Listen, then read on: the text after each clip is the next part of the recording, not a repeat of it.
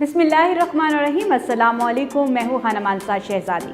Century press and publishers में खुशामदीद। प्यारे बच्चों, हम हरूफ तहजी पढ़ रहे हैं और आज हम एक बहुत ही दिलचस्प सरगर्मी करने जा रहे हैं।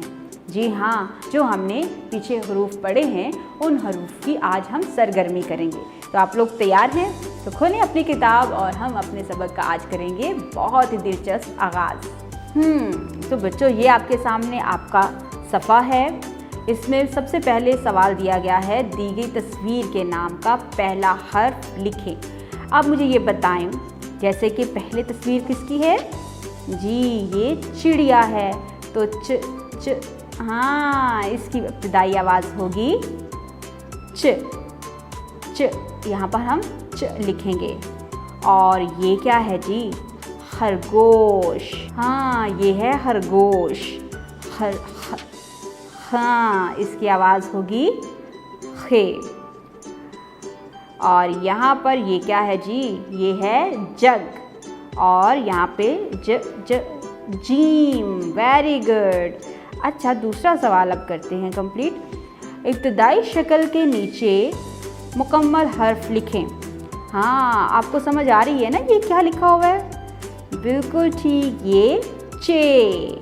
हम इसके नीचे चे लिखेंगे। चे की मुकम्मल शक्ल लिखेंगे। जीम, जीम की मुकम्मल शक्ल लिखेंगे। हे की मुकम्मल शक्ल लिखेंगे। खे की मुकम्मल शक्ल लिखेंगे। Very good. अच्छा, अब मुझे ये बताओ कि तस्वीर के पहले हर्फ के गिर्द दायरा लगाना है हमने। जैसा कि ये तस्वीर किस चीज़ की है? जग की। तो जग जीम से बनता है, हे से बनता है या चे से बनता है? जी, जग जीम से बनता है। तो हम जीम के गिर्द दायरा लगाएंगे। अब ये कौन है भाई? ये है खरगोश। खरगोश खे से बनता है, चे से बनता है या जीम से बनता है? जी, ये खे से बनता है। अब ये है चिड़िया। चिड़िया खे से बनता है या हे से या चे से? जी, चिड़िया चे से बनता है। Very good. अच्छा, इसी तरह से हमने आज अपनी पूरी सरगर्मी मुकम्मल की और हमें जीम के ख़ानदान के बारे में पूरी आगाही हासिल हो गई।